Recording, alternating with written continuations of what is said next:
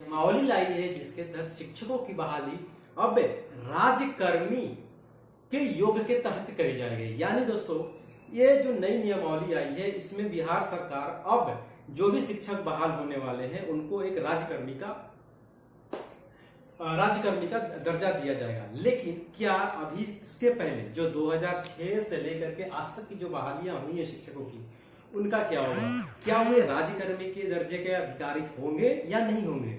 उनके साथ क्या समस्याएं आ रही? इसमें हम पहली बात करेंगे दोस्तों कि उस तरह की जो बहाली हुई थी वो बिना किसी एग्जाम के तहत हुई थी जब शुरुआती स्टेज में हुई थी। उसके बाद स्टेट कर ला करके और सीटेट के थ्रू उनके पात्रता परीक्षा के थ्रू उनके मेरिट लिस्ट के माध्यम से बहाली की गई। इस नए नियमावली में गवर्नमेंट ने एक आयोग का गठन किया और उस आयोग का जो अभी तक ये फाइनली डिसाइड नहीं है कि ये आयोग बीपीएससी के थ्रू होना है या किसी और आयोग के थ्रू होना है। लेकिन फिलहाल अभी ये बात कही जा रही है कि ये परीक्षाएं जो होंगी अब बीपीएससी ही करेगी, ये बहाली बीपीएससी करेगी। इसमें दोस्तों एक फायदा ये है शिक्षकों के लिए कि शिक्षकों इस नियम के तहत अब ये शिक्षक राज्यकर्मी का दर्जा पा पाएंगे। दूसरा, हमारी जो समाज में रिक्वायरमेंट है, हम सब लोग कहते हैं कि शिक्षक ही एक ऐसा साधन है, शिक्षक ही ऐसे हैं जो किसी भी समाज के निर्माता में सबसे बड़े साधक होते हैं।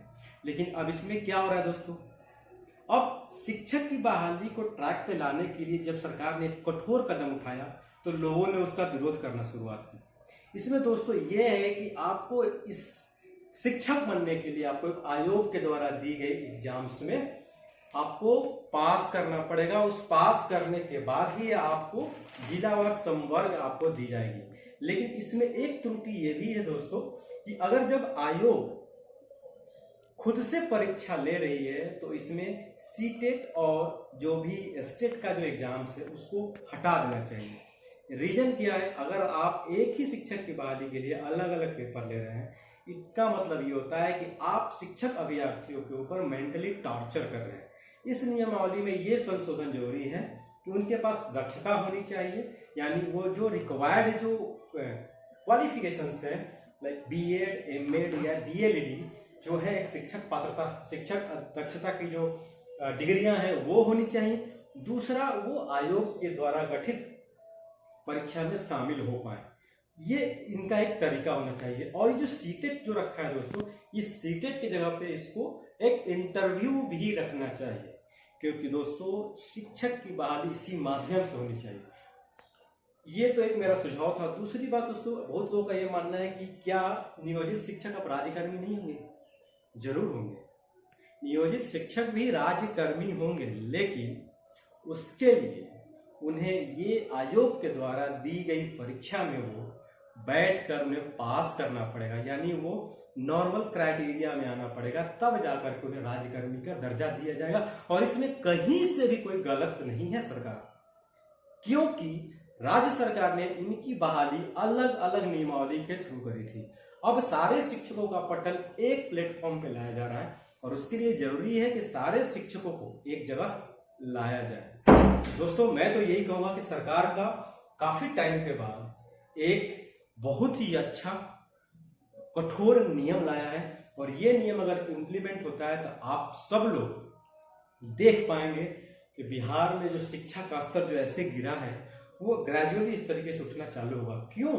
क्योंकि ये सारे शिक्षक ऐसे होंगे जो अपने सब्जेक्ट्स में निपुण होंगे।